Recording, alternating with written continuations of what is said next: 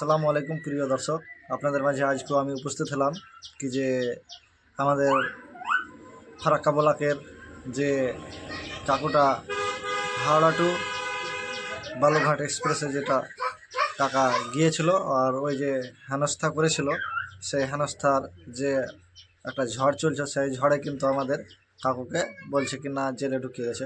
তো অবশ্যই কাকুর মুখ থেকে কিছু আমরা শুনে আসি, সে অবশ্যই আমরা আমাদের যে কাকু কী বলছে কথাটা অবশ্যই তুলে ধরছি, আর অবশ্যই শুনবেন, ভিডিওটা শেয়ার করার চেষ্টা করবেন। আমি বর্তমান বাড়িতেই আছি। আমার নামে অনেকেই কমপ্লেন করছে কি পুলিশে নাকি অ্যারেস্ট করেছে। তো আমি এখন বর্তমান বাড়িতে। তো যা অত্যাচারটা হয়েছিল আমার উপরে, সেই অত্যাচারের জন্য ব্যবস্থা নিয়েছে। আইন যা করবে মেনে নেব।